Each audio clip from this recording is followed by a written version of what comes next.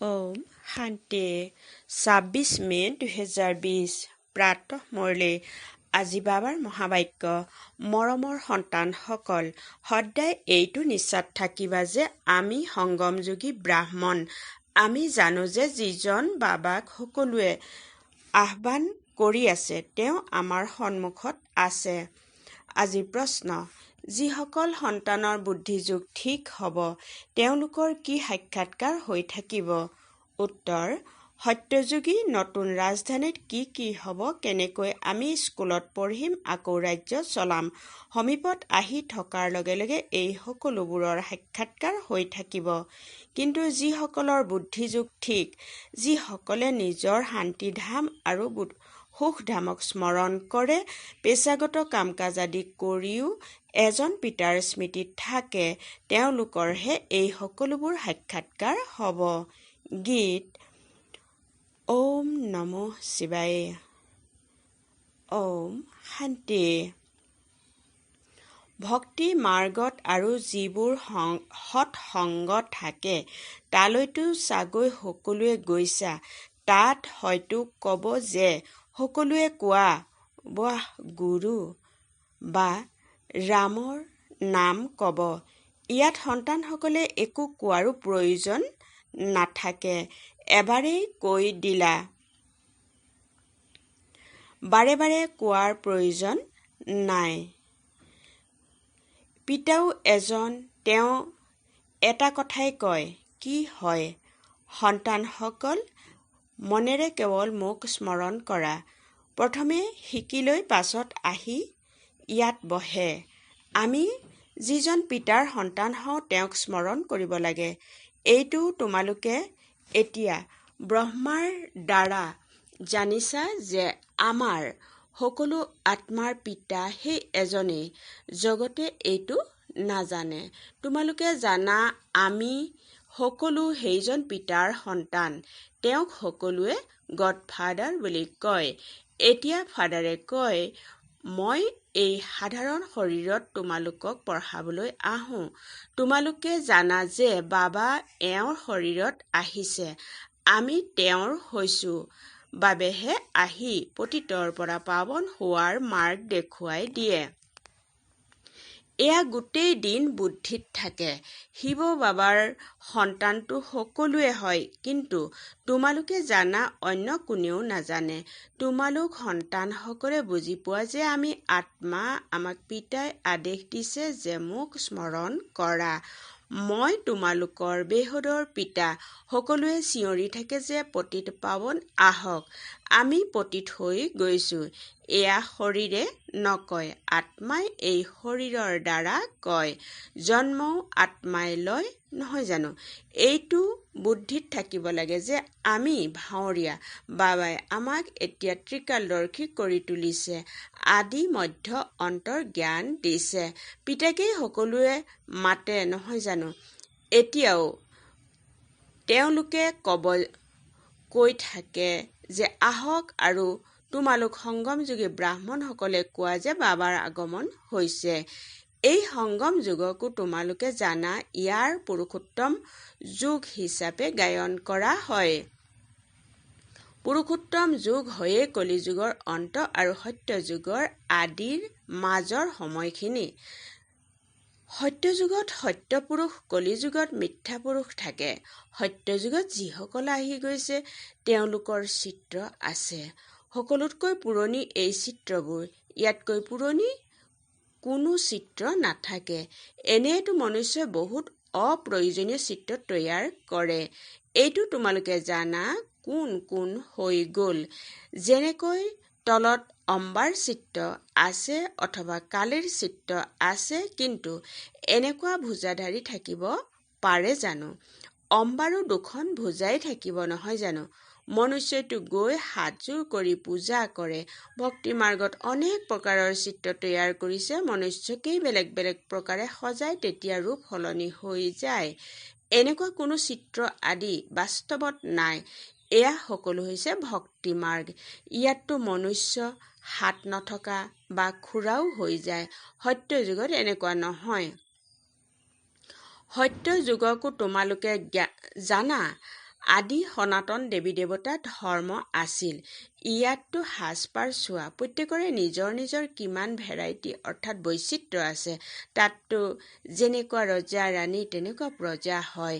যিমানে সমীপত আহি থাকিবা তোমালোকৰ নিজৰ ৰাজধানীৰ ড্ৰেছ আদিৰো সাক্ষাৎকাৰ হৈ থাকিব। দেখি থাকিবা আমি এনেকৈ স্কুলত পঢ়োঁ, এয়া কৰোঁ। দেখিবও সেইসকলে যাৰ বুদ্ধি যোগ স্বচ্ছ নিজৰ শান্তিধাম সুখধামক স্মৰণ কৰে। পেছাগত কাম কাজ আদিতো কৰিবই লাগিব। ভক্তি মাৰ্গতো ধান্দা আদিতো কৰে নহয় জানো? জ্ঞান একোৱে নাছিল। এই সকলোবোৰ হৈছে ভক্তি। তাক কোৱা হ'ব ভক্তিৰ জ্ঞান। তেওঁলোকে এইটো জ্ঞান দিব নোৱাৰে যে তোমালোক বিশ্বৰ মালিক কেনেকৈ হবা। এতিয়া তোমালোকে ইয়াত পঢ়ি ভৱিষ্যত বিশ্বৰ মালিক হোৱাগৈ। তোমালোকে জানা এই পঢ়া হৈছে নতুন সৃষ্টি অমৰ লোকৰ বাবে।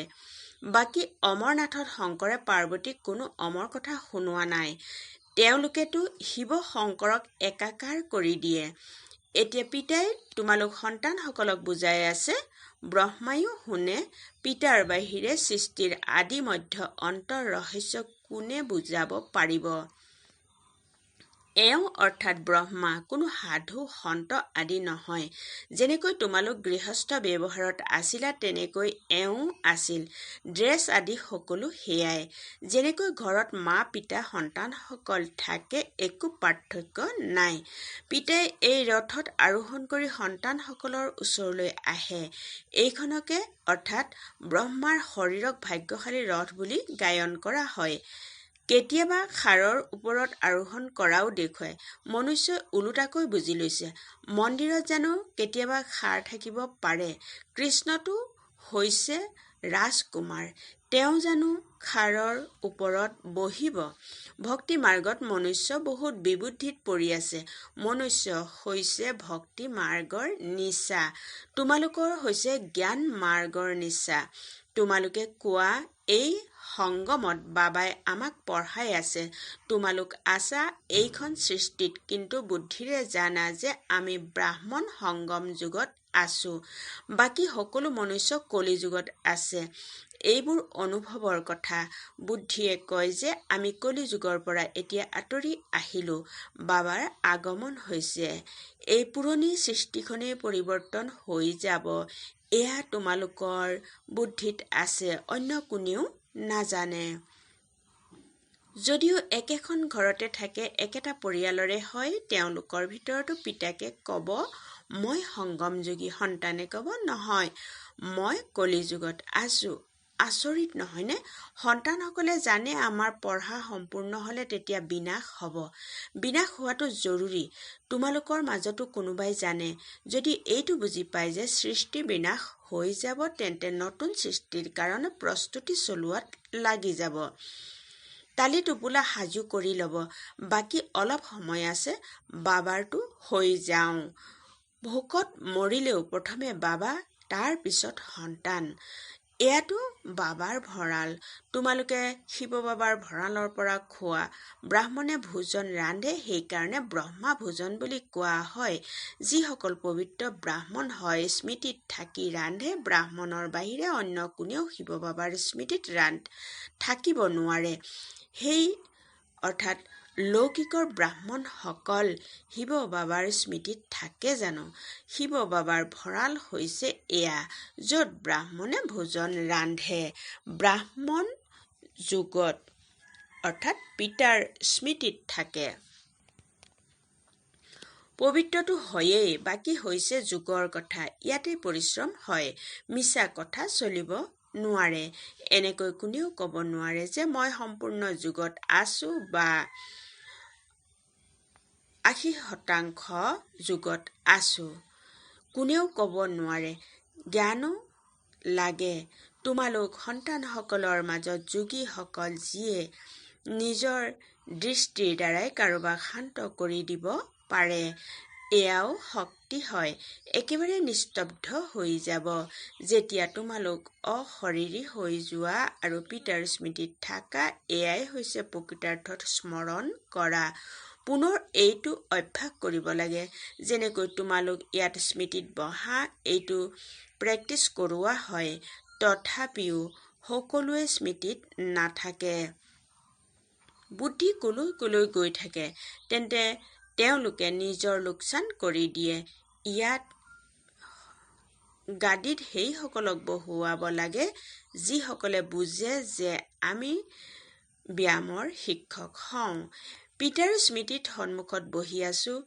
বুদ্ধিযোগ অন্য কোনোফালে যাতে নাযায়, নিস্তব্ধ হৈ যাব। তোমালোক অশৰীৰী হৈ যোৱা আৰু পিতাৰ স্মৃতিত থাকা।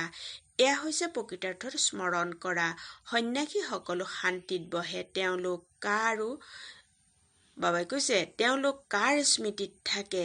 সেয়া কোনো ৰিয়েল স্মৃতি নহয়, অৰ্থাৎ প্ৰকৃত স্মৃতি নহয়। কাকো লাভৱান কৰিব নোৱাৰি। তেওঁলোকে সৃষ্টিক শান্ত কৰিব নোৱাৰে। পিতাক নাজানেই, ব্ৰহ্মকেই ভগৱান বুলি ভাবি থাকে। সেয়াটো নহয়। এতিয়া তোমালোকে শ্ৰীমত পোৱা মামেকম স্মৰণ কৰা। তোমালোকে জানা যে আমি 84 জন্ম লওঁ। প্ৰতিটো জন্মতে অলপ অলপকৈ কলা কম হৈ গৈ থাকে, যেনেকৈ চন্দ্ৰমাৰ কলা কম হৈ যায়। দেখিলে জানো ইমান গম পোৱা যায়? এতিয়া কোনেও সম্পূৰ্ণ হোৱা নাই। আগলৈ গৈ তোমালোকৰ সাক্ষাৎকাৰ হ'ব। আত্মা কিমান সূক্ষ্ম তাৰো সাক্ষাৎকাৰ হ'ব পাৰে। নহলেনো কন্যাসকলে কেনেকৈ কয় যে এওঁৰ প্ৰকাশ কম, এওঁৰ বেছি? দিব্য দৃষ্টিৰেহে আত্মাক দেখা পায়। এয়াও সকলো ড্ৰামাত নিৰ্ধাৰিত হৈ আছে। মোৰ হাতত একোৱেই নাই। ড্ৰামাই মোৰ দ্বাৰা কৰায়। এই সকলোবোৰ ড্ৰামা অনুসৰি চলি থাকে। ভোগ আদি এই সকলোবোৰ ড্ৰামাত নিৰ্ধাৰিত হৈ আছে। ছেকেণ্ডৰ পাছত ছেকেণ্ড কৰ্মকাণ্ড হৈ থাকে। এতিয়া পিতাই শিক্ষা দিয়ে যে পাৱন কেনেকৈ হ'ব লাগে। পিতাক স্মৰণ কৰিব লাগে। কিমান সূক্ষ্ম আত্মা যি পতিত হৈ গৈছে, আকৌ পাৱন হ'ব লাগে। আচৰিত কথা নহয় জানো? ঈশ্বৰীয় বুলি কোৱা হয় নহয় জানো? পিতাৰ পৰা তোমালোকে সকলো ঐশ্বৰিক কথা শুনা। সকলোতকৈ প্ৰাকৃতিক অৰ্থাৎ ঐশ্বৰিক কথা হ'ল আত্মা আৰু পৰমাত্মাৰ, যিটো কোনেও নাজানে। ঋষি মুনি আদি কোনেও নাজানে। ইমান সূক্ষ্ম আত্মাই অপবিত্ৰ বুদ্ধিৰ আকৌ পবিত্ৰ বুদ্ধিৰ হয়। বুদ্ধিত এইটোৱে খেয়াল চলি থাকিব লাগে যে মই আত্মা পাথৰ বুদ্ধিৰ হৈ গৈছিলো, এতিয়া পুনৰ পিতাক স্মৰণ কৰি পাৰস বুদ্ধিৰ হৈ আছো। লৌকিক ৰীতিৰেতো পিতাও জ্যেষ্ঠ হয়, আকৌ শিক্ষক গুৰুও জ্যেষ্ঠ পোৱা যায়। এয়াতো এজনেই বিন্দু স্বৰূপ পিতাও হয়, শিক্ষকো গুৰুও হয়। গোটেই কল্প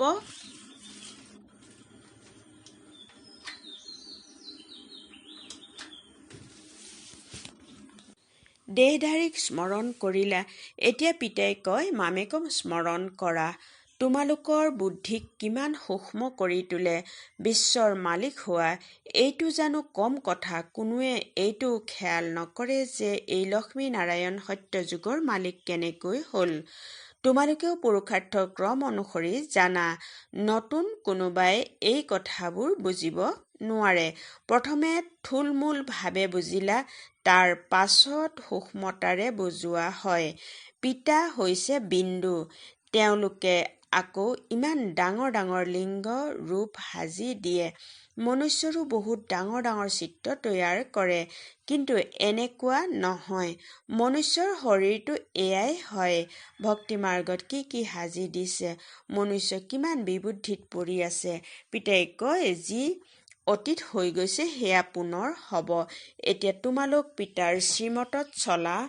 ব্ৰহ্মা বাবাই শ্ৰীমত দিলে। বাবাই কৈছে ব্ৰহ্মাক বাবাই শ্ৰীমত দিলে, সাক্ষাৎকাৰ কৰালে নহয় জানো? তোমালোকক এই সাম্ৰাজ্য দিওঁ। এতিয়া এইটো সেৱাত লাগি যোৱা। নিজৰ উত্তৰাধিকাৰ ল'বলৈ পুৰুষাৰ্থ কৰা। এই সকলোবোৰ এৰি দিয়া।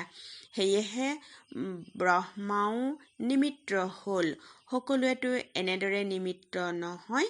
যিসকলৰ নিচা বাঢ়িল তেওঁলোক আহি বহি গ'ল। আমিতো ৰাজ্য পাম, তেন্তে এই পইচা কি কৰিম? সেয়েহে এতিয়া পিতাই সন্তানসকলক পুৰুষাৰ্থ কৰাই ৰাজধানী স্থাপন হৈ আছে। এনেকৈ কয়ও যে আমি লক্ষ্মীনাৰায়ণতকৈ কম নহ'ম। গতিকে শ্ৰীমতত চলি দেখুওৱা থেৰুগেৰু নকৰিবা। বাবাই অৰ্থাৎ ব্ৰহ্মা বাবাই জানো এনেকৈ ক'লে যে ল'ৰা ছোৱালী কি হ'ব? দুৰ্ঘটনাত হঠাতে যেতিয়া কোনোবা মৰি যায় তেতিয়া কোনোবা ভোকত থাকে জানো? কোনোবা নহয় কোনোবা মিত্ৰ সম্বন্ধীয় আদিয়ে খাবলৈ দিয়ে। ইয়াত চোৱা, বাবা পুৰণি জুপুৰিত থাকে, তোমালোক সন্তানসকল আহি মহলত থাকা। পিতাই ক'ব সন্তানসকল ভালকৈ থাকক, খোৱা বোৱা কৰক। যিয়ে লগত একো লৈ নাহে তেওঁলোকেও সকলো ভালদৰেই পায়। এই বাবাতকৈও অৰ্থাৎ ব্ৰহ্মা বাবাতকৈও ভালকৈ থাকে। শিৱ বাবাই কয় মইতো হওঁৱেই ভ্ৰমী ফুৰোতা, যিকোনো লোকৰে কল্যাণ কৰিবলৈ যাব পাৰোঁ। যিসকল জ্ঞানী সন্তান আছে তেওঁলোক কেতিয়াও সাক্ষাৎকাৰ আদি কথাত উৎফুল্লিত নহ'ব। যোগৰ বাহিৰে অন্য একো নাই। এই সাক্ষাৎকাৰ আদি কথাত উৎফুল্লিত নহ'বা। ভাল বাৰু। অতি মৰমৰ কল্পৰ পাছত পুনৰাই লগ পোৱা সন্তানসকলৰ প্ৰতি মাতা পিতা বাপদাদাৰ স্নেহপূৰ্ণ স্মৰণ আৰু সুপ্ৰভাত। আত্মিক পিতাৰ আত্মিক সন্তানসকলক নমস্কাৰ। ধাৰণাৰ বাবে মুখ্য সাৰ নম্বৰ 1। যোগৰ স্থিতি এনেকুৱা কৰি তুলিব লাগে যাতে দৃষ্টিৰ দ্বাৰাই কাৰোবাক শান্ত কৰি দিব পাৰা একেবাৰে নিস্তব্ধ হৈ যায়। ইয়াৰ বাবে অশৰীৰী হোৱাৰ অভ্যাস কৰিব লাগে। নম্বৰ 2। জ্ঞানৰ প্ৰকৃত নিচাত থাকিবলৈ স্মৃতিত ৰাখিব লাগে যে আমি সংগমযোগী হওঁ। এতিয়া এই পুৰণি সৃষ্টিৰ পৰিৱৰ্তন হ'ব। আমি নিজৰ ঘৰলৈ গৈ আছো। সদায় শ্ৰীমতত চলি থাকিব লাগে, থেৰুগেৰু কৰিব নালাগে। আজিৰ বৰদান। লক্ষ্য অনুসৰি লক্ষণৰ সমতাৰ কলাৰ দ্বাৰা ঊৰ্ধ্বগামী কলাৰ অনুভৱ কৰোঁতা পিতাৰ সমান সম্পন্ন হোৱা। বহলাই এনেদৰে কোৱা হৈছে, সন্তানসকলৰ বিশ্ব কল্যাণৰ কামনাও আছে, লগতে পিতাৰ সমান হোৱাৰ শ্ৰেষ্ঠ ইচ্ছাও আছে। কিন্তু লক্ষ্য অনুসৰি যি লক্ষণ নিজৰ বা সকলোৰে ক্ষেত্ৰত পৰিলক্ষিত হ'ব লাগে সেই ক্ষেত্ৰত পাৰ্থক্য আছে। সেইবাবে বেলেঞ্চ ৰখাৰ কলাক এতিয়া আৰোহণ কলালৈ পৰিৱৰ্তিত কৰি এই প্ৰভেদ দূৰ কৰা। সংকল্প আছে, কিন্তু দৃঢ়তা সম্পন্ন সংকল্প হ'লে তেতিয়া পিতাৰ সমান সম্পন্ন হোৱাৰ বৰদান প্ৰাপ্ত হৈ যাব। এতিয়া যি স্বদৰ্শন আৰু পৰদৰ্শন দুয়োটা চক্ৰ ঘূৰে, ব্যৰ্থ কথাৰ যি ত্ৰিকালদৰ্শী হৈ যোৱা, ইয়াৰ পৰিৱৰ্তন কৰি স্বচিন্তক স্বদৰ্শন চক্ৰধাৰী হোৱা। শ্লোগান: সেৱাৰ ভাগ্য প্ৰাপ্ত হোৱাটোৱে সকলোতকৈ ডাঙৰ ভাগ্য। ওম শান্তি।